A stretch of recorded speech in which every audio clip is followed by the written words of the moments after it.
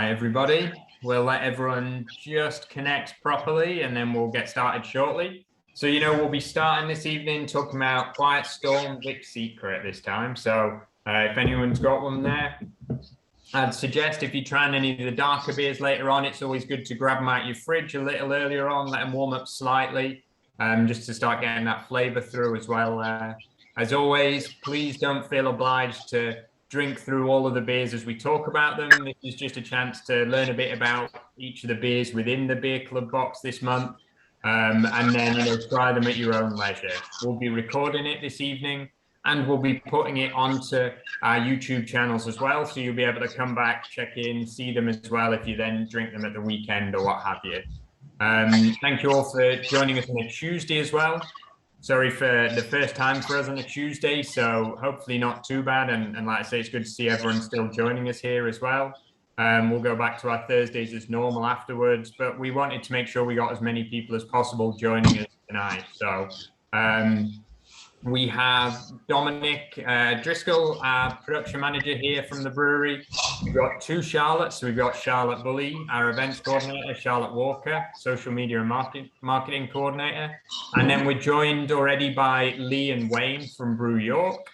And we will be joined from Mariana from Cerveceria Macaria later on as well. So we're looking forward to having her on to talk about Carlotta. And so, yeah, without further ado, we don't want anyone getting thirsty. We'll tuck into the first beer, start talking about it, and then go from there. So again, please take them at your own pace if you've tried any already. I saw we've already had one just started there. Did I see pop up in the chat? Tina, sorry, T, you've had a bad day at work, but glad you're enjoying the beers already with us to start out. So thanks again for joining us. We'll tuck in firstly to Quiet Storm. So I've mentioned the Quiet Storm. We've tried this series before. And for us, again, it's that education, that experience of drinking these single hops, trying them out, using the same malt base. And we varied it up, seeing the Galaxy where we did the double dry hop, the haziness to it. But the other ones, such as the Sabro and Idaho 7, we've done them with this nice clarity to them. So you get this great clear body, nice and light. You give it a bit of a swirl, you'll see the head staying really nicely on the top there. And then you should start to get, from this nice Australian hop, you're going to start getting all this, like the pineapple, the grapefruit. You're going to get a little bit of that kind of tropical mango-y goodness as well. It's very refreshing, this beer. I was enjoying it at the weekend and just went down very, very easily. And the lovely sunshine we actually had over the weekend as well. So for me, it's a nice sessioning, really enjoyable beer to begin with. For those who haven't had the Quiet Storm, this is that series. I mentioned the educational single hops. You'll see now as we're getting more out, each color differentiates. So we keep that same design, slightly different to our normal one with the big hop in the background. Quiet Storm is actually from a podcast myself and another Dom Metcalf, our sales director, we're listening to. And one of the hosts on there is called Quiet Storm. And we thought, oh, sounds like a fun name for a beer. So put it down on the list and turned it into a whole series from there. So as I say, we've gone through and you'll keep seeing all these different varieties that we're doing here. We'll be doing some coming up. Some, again, will be slightly hazier. Some will be nice and clear like this one. But hopefully you'll try them and start to think a little more about what you have going on with these different flavors and everything as well too. So the first one for us to start, oh, Mariana's just joined us as well there too. So thank you for joining us. We'll be tasting the beer shortly from yourself as well there. We'll work through a couple more. And so that one, the first one, as we go through all of these, we're trying these beers. Please just keep messaging us in the chat, any questions you've got as we go. As I say, we've got Dom here with us, one of our production managers. So pick his brains about anything brewing. We've got Brew York, we've got Macaria Cerveceria as well. So any questions, anything at all you've got, please just shout them in. Hopefully you're enjoying the beers as we go through and taste as well. General question, how do you decide what beers to can and what to bottle?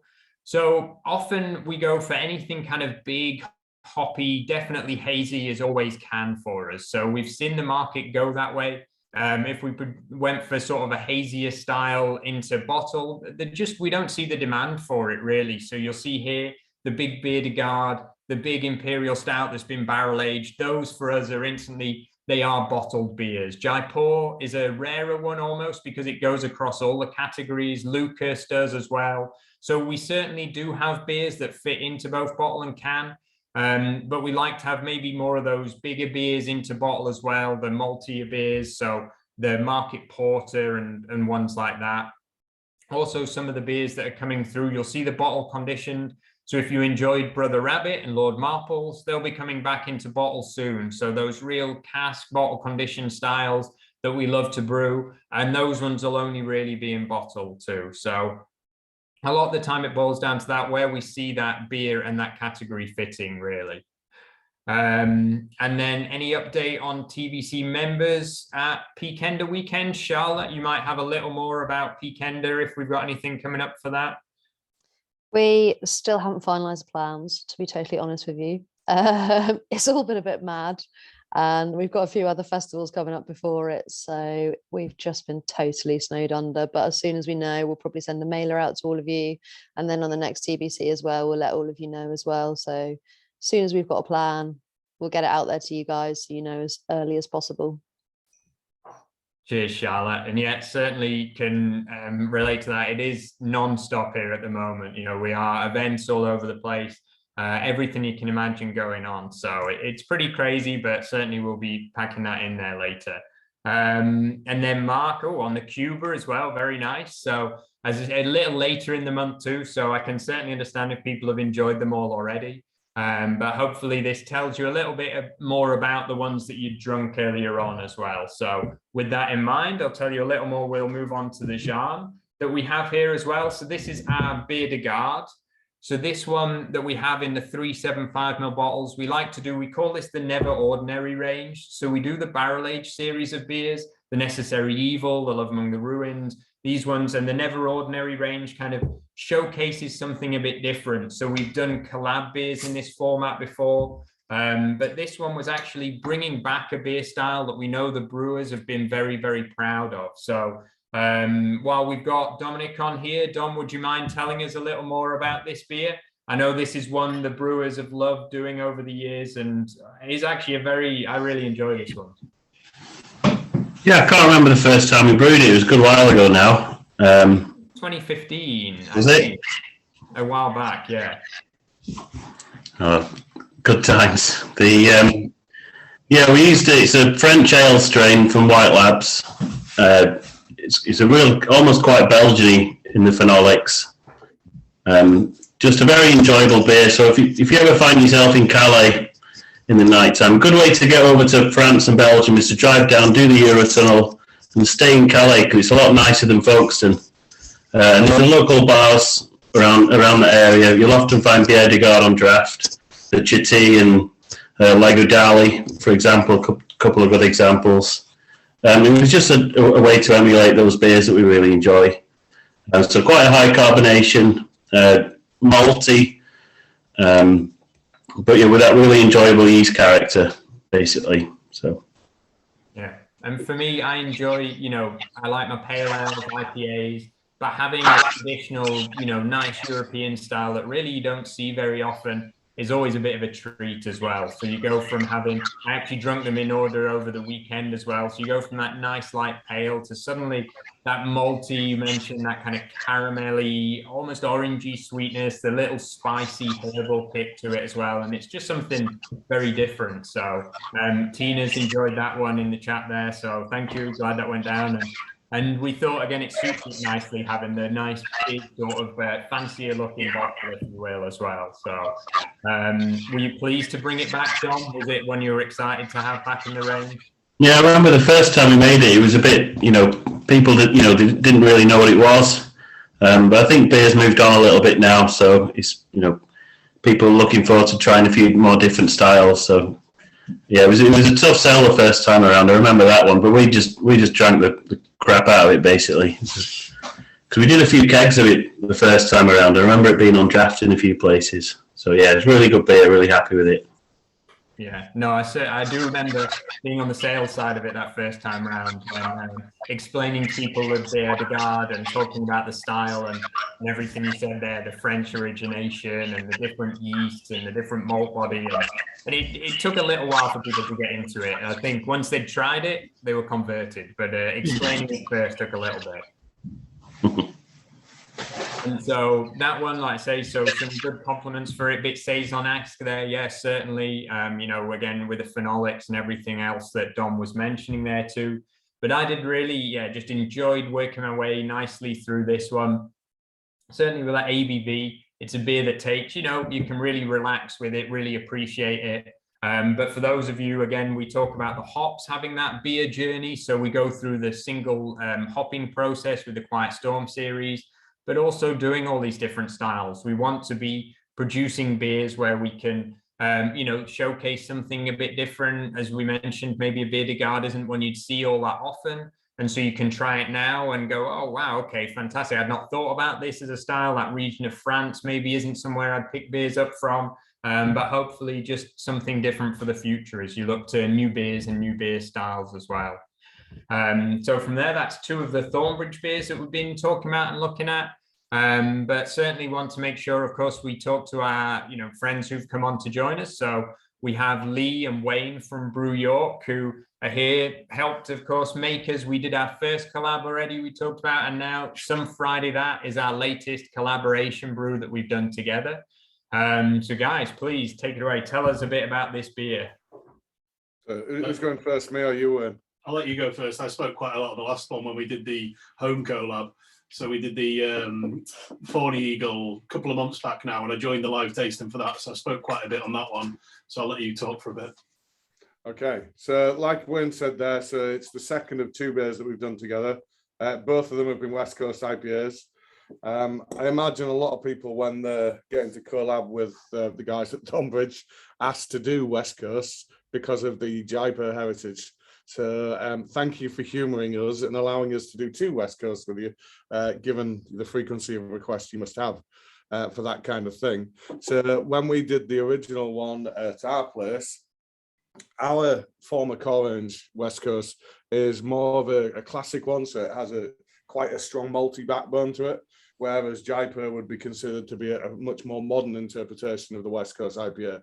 So we thought for these two beers, we'd flip it on its head, and we would do the more modern interpretation of ours, which is the Thorny Eagle, and then Some Friday That is the more classic interpretation. So it has the stronger malt backbone and it has a certain amount of crystal in there. And as to why it's named that, perhaps you want to reveal that bit, Wayne? Yeah, I don't know if I think we might have revealed the name on the last tasting session because it was pretty. It was named pretty well in advance. It was a nod to the fact that when the guys came down to brew the beer with us, we might have gone a little bit over the top with the hospitality, and we might have started drinking at lunchtime. Did a couple of touristy things. Then we did a 2-hour live tasting session on our YouTube channel. And then we finished that by going to the Market Cat, which is the Thornbridge bar in York. It was a really good evening. So unfortunately, Dom didn't join us for that. He joined us for brewing this actual beer itself. So he got to hear about the antics of the wider team, and we got to. Well, we had a great time in the return car. We had pizza and beer and the tap room, so it was a great afternoon. It wasn't I don't know how much people talk about the actual collaboration days on the Zoom calls, but the best collabs you do tend to be the ones where you get involved in really early on and you really do collaborate. You talk about the recipes, the ingredients, the ideas, what the inspirations for the beer are. And the actual collaboration day itself is usually just really a fun day, just chatting, catching up and seeing how things work differently in the breweries compared to yours. So thanks to Dom for hosting us for that one. It was real fun, and we got to go down to Thornbridge Hall, which was amazing, and the weather was gorgeous. So we couldn't have picked landed on a better day. So I'm sure you've got the cheesy photo of us with the statue. Yeah, it was a real good day out, and the beer itself. Some Friday that was the name came from the day at ours, and that was just the first thing back in the office on the Monday, I believe. Is it Simon? Yeah, Simon. And I think he was the most sober out of everyone. But there's some dodgy videos knocking around of people throwing up on the train and all sorts of things. So And some sore heads the day after. So thanks very much for that. I'm quite glad I didn't come. So I'll come another time and just have a couple of quiet ones. We'll get you next time, Dom. Don't you worry. I noticed Alan hasn't joined the Zoom because he also sprained his ankle, didn't he, running back to get the train that day. So just taking out all of our staff. I do have one final question before you move on. I see you do food pairings. What is cedar plank salmon? It is as it sounds, so it's a different way of doing a salmon effectively. So onto a plank itself. So we thought, I like salmon and kind of West Coast IPAs anyway. And so it just adds a little extra to it, really. So if you were barbecuing it or you were doing it in a certain way, you could add that onto it too. So are you going to try it? I see somebody's got a cedar plank. Steve Hughes. Hi, Steve, on it. Yeah, perfect. Well, hopefully Steve's tried it there. And hopefully you slowly. Steve, mail one to York and we'll give it a go. Yeah, no worries. We'll sort it out. It's we like doing the food pairings, just to have something different on the cans, the bottles as well, and thinking about different ways of enjoying the beers too, really. Neil actually did some cedar plank salmon at the weekend. I didn't have any of the beer left, but hopefully you had some beer still, Neil, and still enjoyed it as well, I'm sure. So and then Tina had the birthday Jaipurs as well, so no worries, thank you, and glad you got them too. And so Lee, I mean, I know we had Wayne on last time, of course, was talking about the brewery and everything else, but from your side, is there anything you'd like to tell us a bit? How did you come to be, with Brew York and everything else? How did it happen? I'm sure it's a fairly repetitive story in the industry now. Myself and Wayne were homebrewers. We brewed in each other's sheds. We then built bars in our respective back gardens to serve those beers. I'm sat in one of them right now. This is my home bar. There's a shed that way, which used to be my brewery. Started entering competitions. They kind of went well. Then 6 years ago, we launched the brewery, and it's been a pretty stellar rise ever since. And we had a few people we wanted to work with, and there was a top three. And the final of those top three was to finally get to work with you guys. So we've kind of ticked all of our boxes. We need a new list now. Yeah, I believe it. Well, oddly, Wayne told us he did it all by himself, actually. Yeah. I'm glad to hear there's a second side to it as well. It was getting too much work, so I needed to recruit a brewer. So I put a job advert out at the local homebrew club and found Lee. He accepted 0 wages for the first year, so I thought it was a winner. No, he's the serene swan on the surface of the lake. I'm the little legs under the water. Well, it certainly works anyway. So I don't think I've ever been described as a serene swan. Especially not when I'm at a beer festival. Well, you heard it here first. Right. Well, and actually, Matt there's mentioned about the bonus points for the names. Actually, how do you come up with your names? Because of course they're always great puns. But what do you sit around? Do you have a list already to go? What? How do you come up with them? Well, there's no one universal answer for that.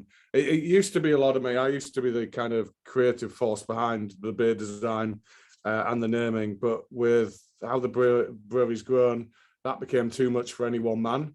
So we then opened it up to the wider team. We've opened it up to the public. We have a little internal communication tool where we have a little forum. People get to chip in their ideas. And if we make one of their ideas, they get a case of the beer at the end. Nice. So I would say most of it comes from the broader team.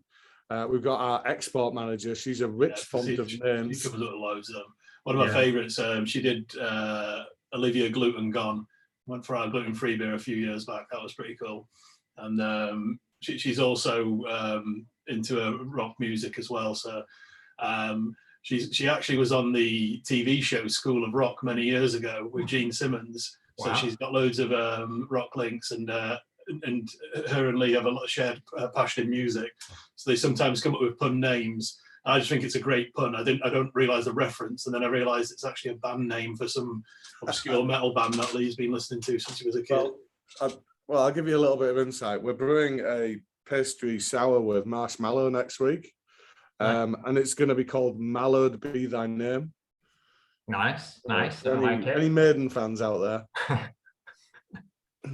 That's okay. But it is good though. I do people, who maybe don't drink as much beer or know it will also always talk about Brew York and by the name certainly remember them. So fantastic. It's a nice extra bit there. We do very similar. We sit around in the brewery and often Dominic's come up with a few recently. We'll email into each other with the different names too. So it's something as you get to as many beers as we do between us, it gets trickier and trickier to come up with names over time, I think. Yeah, I think that's something that's really came to light over the last couple of years, especially because since lockdown and the volume of beers that not just all breweries are bringing out. There's so many new release beers each week, and you don't want to step on each other's toes. You want to be unique and come up with new names every time, but it's so difficult. Yeah. We try to keep them a bit unique. It might get a bit cheesy sometimes, but it's always a bit of fun. It's getting to the point where we're gonna have to start making up words because we're all releasing that many beers. Yeah, that's the next stage, I think, to be fair. I mean, I'm sure you're the same as us. Anytime we're like, oh, what about this name? And we're on Google, Untapped, going in the trademarks, everything. And we're like, oh, no, 8 other breweries already thought of that one this week. So, yeah, it's sometimes a bit difficult, but we'll get through. And definitely gives it something different with all the puns as well, so which is nice. Cool. And then I know we, of course, talked, Wayne, about things coming up, but since then, has there been anything to look out for? Anything you can spoil us with, tell us about? We've got a couple of really cool beers coming up next week, so we tried to slow the releases down a little bit, trying to do new beers every other week now to try and keep it a bit more interesting and stop focus a bit more on going back to the pub. But we've got 2 really cool collaborations coming out. We've got one with Neon Raptor, so that's Clever Guile, so Jurassic Park pun, obviously. And then the other one, obviously the artwork on this one's really cool. The other one's a collaboration with Pastore Brewery, really, really good sour brewery, who are relatively new to the scene. And that's a Papaya Don't Preach, which is a papaya. Go on, Lee, I can't remember the full details of the beer. Lemongrass and papaya Berliner Weiss. But the artwork's really cool. So I'll get a t-shirt made up for Lee for the next beer festival. Oh, with me looking like Madonna, yeah, fantastic. Yeah. Nice. That sounds good. I'm looking forward to them, definitely. Yeah, we just did that Neon Raptor collab, of course. Nice guys to brew with and make beers with too. So I'm sure that'll go down very well as well. Fantastic. You guys are heading across to America shortly, aren't you? Because yes. Are you also appearing at Fine Fest this year? Actually, I'm not sure about Fine Fest, Charlotte. Where are we planned in for? Yep, we've got beers on at Fine Fest, and Dom himself is heading up there. I think he's doing going up on Thursday morning. So I'll be there. So yeah, myself and Lee are going to drive up for that. So I've got the fun drive up with Lee in his truck going crazy. So that'll be nice. I'm sure the music choice will be fun. Yeah. Well, I look forward to catching up with you, Dom. Maybe we can do some damage to you this time. Yeah, well, it's always it's a brilliant festival. So it'll be Thursday till Sunday night. I'll be there. So cool. See you then, man. Fantastic. Yeah, and we'll have 2 people over at Firestone as well next week too. And then actually, Charlotte, would you mind sort of telling us where else you can find us at the moment? Yeah, no worries. So this weekend we're at Bearded Theory Festival. You might have seen that on our socials. So we'll have keg and cask on all the bars there, and then we've got our own little can bar as well that will have a bit of draft and then a massive selection of cans. And it's got like a little sun deck on top of it, so we'll get the old deck chairs back out again. So we're looking forward to them making a reappearance for this year. And then on Friday night, there'll be a few people down in Nottingham. So we've just done the new IPA for Rock City. the gig venue in Nottingham. So that's getting launched on Friday at Block Party. And I think there's like a little pre-event going on at Rescue Rooms where there was rumour of some free pints. So definitely worth heading down there if you're in the area. And then, as you mentioned, we'll be at Fine Fest. We got 4 cask and 2 keg going up to that. So definitely keep an eye out for those. Some Friday that'll be on draft as well. So worth trying if you've only had it in can so far.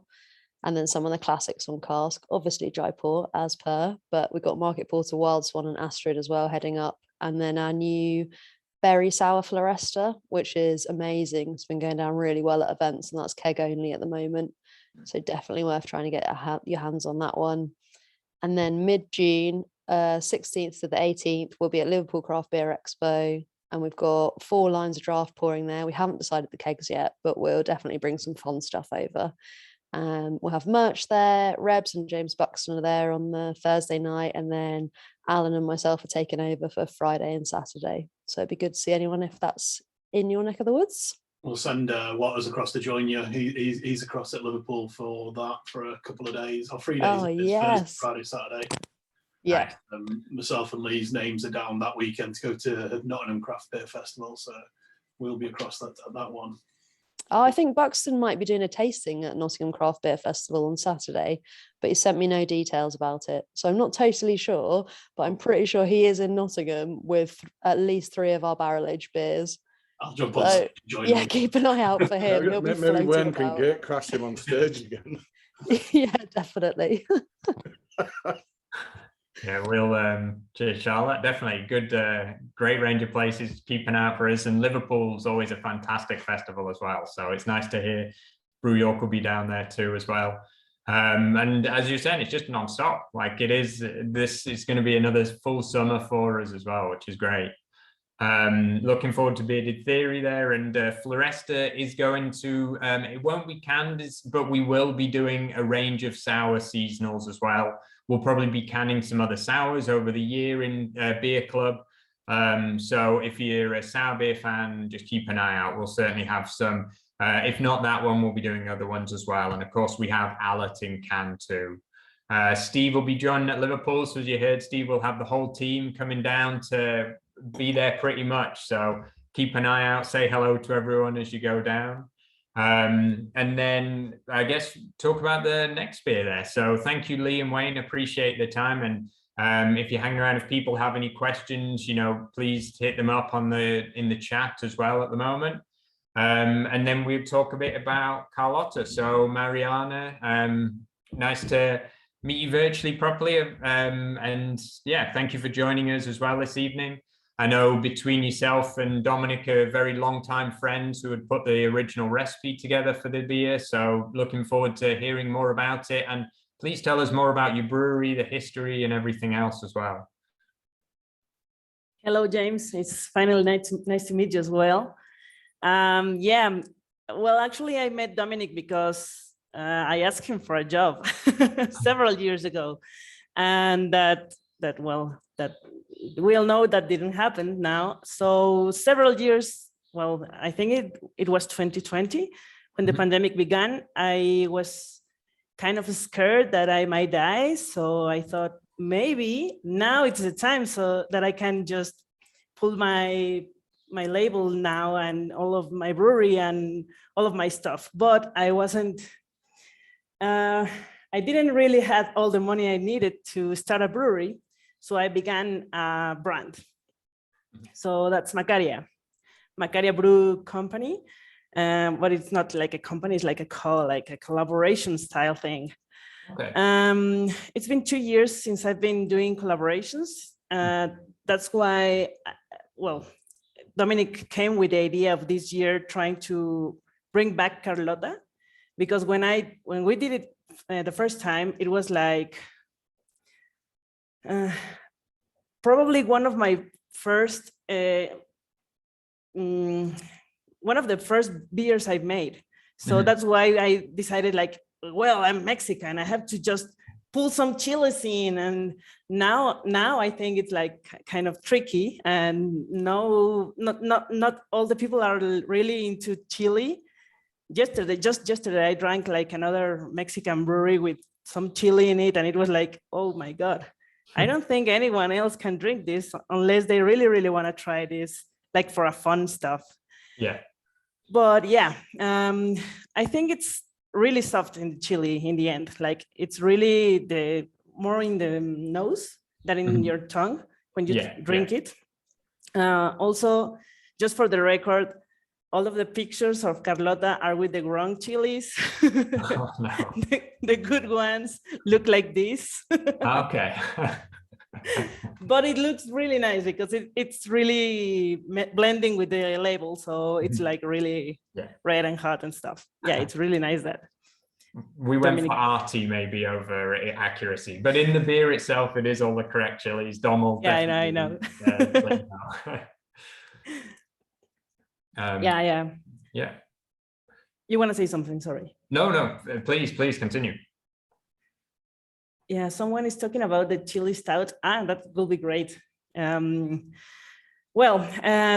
Dominic said, hey, now you have a brand, so maybe we can remake Carlota. And as it is the first or the unique empress in Mexico, it was like the perfect name for a stout. Yeah, I don't know. It brings like a lot of things together for me because I really like stouts. Like one of my favorite styles when I began drinking beer, it was imperial stouts because I was really like, if I'm going to spend a lot of money, I have to be drunk in the first one. So that's why I always thought of that. Now I'm really into pilsners and stuff. Don't say it out loud, but yeah, I really like them because they are really tricky and technical, and I really like the nerd stuff on the brewery. Yeah. So that's why Dominic also, he's been my mentor for a long time, and he's always mocking me because I'm really stressed every time I brew beer, but that's really fun as well. Yeah, well, I mean, Dom and Rob at the brewery have, done the same for us, showing us about the Pilsners and the Helles and the technical side and the skills and everything it takes to do those beer styles as well. But most recently, of course, Dom has been preaching about getting all these flavors just right within the Mexican stout with the chilies, all the different types of chilies and the chocolate as well, and how we're using it. Again, I enjoyed it the first time we did this beer through on Peg, but it's really fantastic. Again, that blend, the way it's done, it's not, overly spicy. You just get that light little hit to it. You get that real flavor comes through. And I really, really enjoyed this one. So for me, I enjoyed it the first time, and it's even better again the second time. But would you mind sort of between you telling us about the brewing process and how you came up with it? Yeah, so the original recipe we put together, so Mariana was only used to malts that she could get in Mexico. And so they would come from the States, North America, that sort of thing. So we had to do a couple of substitutions, but it's quite... Sorry, you're just on mute there, Dom. Of course I am, sorry. Yeah, so when we originally did the recipe, she could only get the malts from Mexico and North America, so we had to do a couple of substitutions just to get it right. But it's quite a complex mix of malts, but it's very soft for a dark beer. But it's only a gentle roastiness, and really the chocolate. We get the chocolate like the cocoa beans from Grimsby, from a master chocolatier called Duffy Sheardown. And I know Mariana, she's got some friends who are involved in the cocoa business in Mexico. So we were really keen to get the very best, very expensive husks. And basically, they go in the hop back with the hops, and it makes like a chocolate tea almost. And with the earthy hops that we use, the Fuggles and Goldings, which are Mariana's favourites, English hops, it really blends together like an earthiness and then the chocolate. So, and the chilies that come in, the more raisiny, more like almost like prunes, like soft fruit sort of flavour. There's barely any heat to them. You can grow them quite successfully in this country. I've grown them before. The ancho, the pasillas. So basically, not all chilies are spicy, and these ones they're more for flavour. So but really shines through in the beer if you get used to sort of the flavors of the mole chili. So, yeah, and then we use a lager yeast, so it's nice and smooth. Gave it a good long maturation, and it's come out perfect again. So, there's very few changes from I think the original recipe we used Cascade and Goldings, and this one was Fuggles and Goldings. But other than that, it's just exactly how we originally planned it. Did it all by WhatsApp in the olden days, so and arguing. But yeah, it's a really good beer, and yeah, it is quite stereotypical in the way that Mariana, she's making milds and IPAs and NEPAs, barley wines. But it's just a fun beer, and it's just to celebrate our friendship, really. And we're really proud of the beer, and hope it goes down well. I think you're sending some to Mexico, though, aren't you, James, with Yasusi? Yeah, that's it. Yeah, so it's going over with Guillermo very soon. At the minute, actually, we're finalising the latest order. It should be getting its way onto a container at the moment. So we've tried to get some over in the post, but unfortunately customs, yes, has been tricky. So if it doesn't work through that way, then we'll definitely have the actual order coming over to you soon. So yeah, excited to have the beer over in Mexico and pouring. It'll be in can and keg as well, which will be nice. So the only keg will actually be to be able to be poured with yourself, Mariana. Yeah, there's no kegs in England. It's all in can for us. So yeah, lots of cask at least for the English market. So we balance it out pretty well, I think. That's the only thing I really regret of not being there, because I got the COVID when we had to brew it. So I wasn't even able to try to go. But the cask should be amazing. Like, some of my friends went to the Eastern Tap and they were like amazed with the beer, with the cask. I don't think they drank the beer, but they will probably soon enough. Also, there was someone asking about the chilies. Wear gloves when you're trying to work with them, because otherwise you will just take your face and just be hot everywhere. So Dominic learned it the first time. He never, ever tried it again. And we don't have like an amazing malts in Mexico. All of them are from mostly the States, Canada, and Chile. So one of my favorite malts, that is called Black Pearl or something like that, is not available other places where, not even in Mexico anymore. So Carafa was one of our substitutions, and it's like an amazing malt. And we changed the hops because I was actually wanted to use the ones that I use in my mild ale. So Which East one? Kent is the first hop that I ever got in Mexico, because we didn't have a lot of providers in here. So that was one of the first ones we had.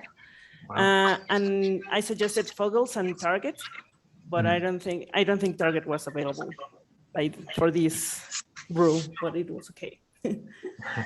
No worries. Oh, good. Well, yeah, thank you. And actually, the question just popped in there from Lee. What temperature did you ferment at? Lager temperature or warm? No, we fermented it warm at 18 degrees, and then it was down to 10, down to 4, 2, and then -1. So over a period of time. But the primary fermentation was at 18, which is similar to a Kolsch sort of style. So. Perfect. And yeah, for those of you trying, for me, like when I first try it, I get that little bit of like the spicy sort of hit to it. And then it does, as you drink more, it just mellows out into that full flavor. It doesn't sort of build at all, doesn't overpower, it just balances out really well. So I've been very much enjoying this one. I'm glad it's back in can. Hopefully it won't be the last time for sure. So should be good. And Mariana, while we've got you, is there anything you've got coming up? You know, you talked about the brand and the beginning of it in COVID, but have you got any more collabs coming up? Are you coming over to the UK anytime to do anything here? Well, I would definitely love it. I don't really know. I wanted to go. I promised to go to Picander whenever it comes to my birthday date, but it got canceled the year that it was in my birthday, so now it's not again. So I won't be there because of that. But yeah, upcoming, I think I will have like a collaboration here with a pale ale for the Pride. I think it's going to be important for our people. And also, I will be doing some collaborations, not brew, well, with a beer in it, but not with another brewery. So it is going to be with a bakery. So that would be great. Cool. Yeah. Great. Sounds fun. And so, and can we keep an eye? I follow you on Twitter myself. Is that the best place to find out about what's going on, or is it Instagram or Facebook or? I think Twitter and Instagram will be the best places. Yeah.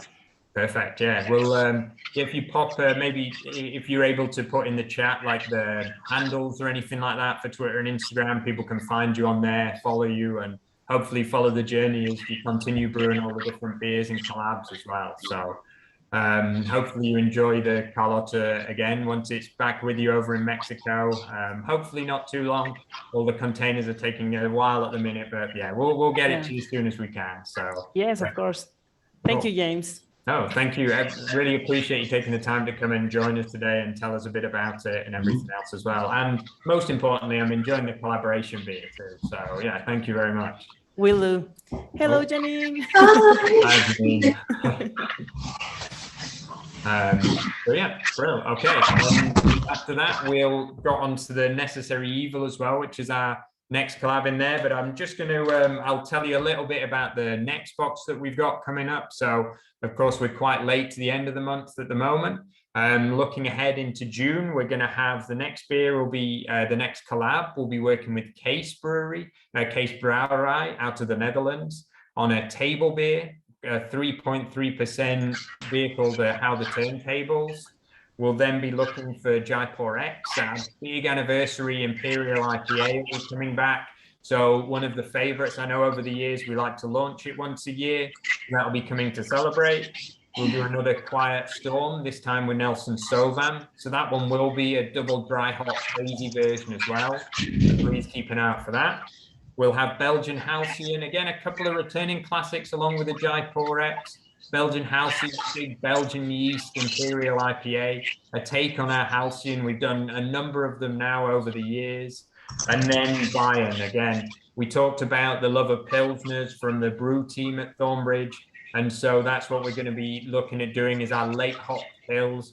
And I remember very much enjoying that one. It's a perfect time of year for it to come out, and in can as well, where we've done it in keg previously. So lots of great beers coming out next month. Please join us again. We'll be planning in the tasting for it as well.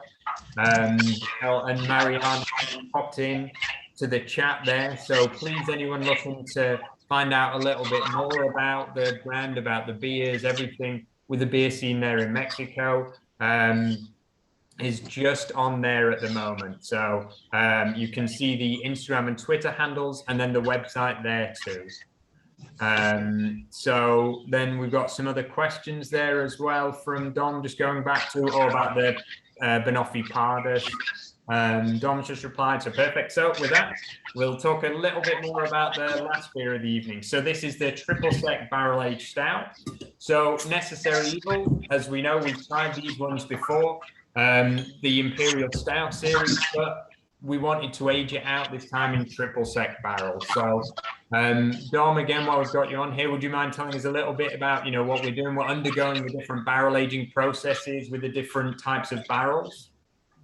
Yeah, the triple sec barrels, they came from Portugal. So I don't really know a lot about triple sec. I remember the Curacao Blue for making cocktails when I was younger, but they definitely stank of orange oil. It's like a real, like the skin of the orange was, and a lot of booze as well in the actual barrel itself. So yeah, it's traditional, it's a normal Necessary Evil Asian triple sec barrels. It was 6 months, I think, in total. So yeah, and you can just about get a little bit of orange off the flavour. It's we're pretty happy with it. Increase the carbonation slightly for this one as well. So Yeah, and you can see it. And again, it's nice to have that range where we've done the bourbon ones as the one that, we're always known for really at this point with the Necessary Evil bourbon barrel, but we've been trying the cognac, the rum, and then the triple sec. And so being able to source the different barrels for it, as you mentioned, these ones coming in from Portugal and getting these nice, like fantastic, just extra flavors, extra styles. So they still get that kind of plummy, raisiny, that dark fruit, caramel, toasty character coming in. And then as Dom mentioned, you get that hint, especially as it warms up, it'll start to come through with the orange that you expect from the triple sec, along with that nice woody, oaky barrel flavor to it as well too. So always nice to have in the range. We want to keep releasing these, keep playing around with them. We're looking at some other barrel aged beers, which we'll be able to let you know about a little sooner in the future as well there. But yeah, otherwise that's the last one there. And so while we're looking at triple sec in margaritas, ooh, I like the sound of that actually. That sounds like a good addition there normally. Yeah, we've tried different ones, normally go for the classic. I've tried with different bits as well, but I do like the margarita. And while we're getting through the beers, Charlotte, I know we've talked about events and things coming up. Is there anything else we should be talking about while we're on this evening? Anything coming up marketing wise, looking ahead to anything else? We have got Jaipur birthday coming up next month. So 7th of June is Jaipur birthday. And I think with the sales team, we're planning to get out Jaipur X, DDH and Jaipur. There are loads of venues all over the country. So that'll be all over our socials soon. And I think there are possibly some limited runs of DDH Jaipur in cask, if I did over here in the office, which is quite exciting. Yeah, it's the first time we've ever done it. So we've done little bits of dry hopping with Jaipur cask before, but never on such a scale. So the first time our actual DDH Jaipur will be in cask. So, and we've got some events planned to sort of be pouring those and everything else, I believe. So it should be good. Yep. Again, it'll be across all of our socials, and we'll probably send out a mailer as well, so you can see exactly where those are going to be. But it is just liaising with the sales team and all of those lovely pub managers, trying to get them all tied down to dates and what they want to take from us, which is a handful. Yes. Sometimes, yes, it can be, but it'll definitely get out and about either way. So by the end of it, we'll have lots of DDH Jaipur. And as you say, a whole month of celebration as always, really. Jaipur X, Jaipur, everything else. Please do keep an eye, as Charlotte mentions, across the socials, emails, everything else, and we'll be bringing everything together for that month celebration. Peakender, there's always something going on. The team is just getting everything done as much as possible. I know, again, being in the office, it's all meetings. There's so much talk about getting Peakender around, so I cannot wait for it to come. I'm sure it'll rain briefly at some point, but it's going to be fantastic. Big muddy field, lots of great beer, so we're certainly looking forward to it. Hopefully soon it'll be on Mariana's birthday as well, and you'll be able to join us, Mariana, in the future for Peakender. Any plans for a stronger Jaipur X? Not well, a stronger version of it. Not at the minute. We've thought about it. We've seen, certain other breweries maybe are doing up to 15% and a bit stronger. But no, I think Jaipur X works very well. It's established. We only do it once a year, so we know when it comes out, people are excited for it. And we do like that consistency from it as well. So never say never. I say this now and suddenly we brew a Jaipur 18 or what have you next year. But for the moment, no other plans as well. So Jaipur X shelf life is 6 months from being packaged. And then, Bays as well. Honestly, Bays, my own one, the mint and chocolate thing, I struggle with arrows, everything like that. So actually, that's one of the very few Thornbridge beers that if it doesn't come back really soon, then, I wouldn't be too mad about actually. But glad you've enjoyed the Bays there as well, though, anyway. So, and so, yeah, thank you very much, guys, really, at the end of it. So, as always, please reach out to us, follow Mariana on social media, follow Lee and Wayne at Brew York and everyone else there as well. Thank you, Mariana. Thank you, Lee and Wayne, for joining us this evening, for talking through the beers and telling us a bit about everything you do. It's been much appreciated having you along. And then thank you to Dom and both Charlottes as well for looking after us tonight too. So yeah, before everyone goes in, please again reach out to us anytime, come up with any questions, anything you've got further down the line. But otherwise, enjoy the rest of your evenings, enjoy your beers, enjoy your week, and take care. Enjoy the long weekend next weekend particularly as well. And have a good night, guys. Thank you.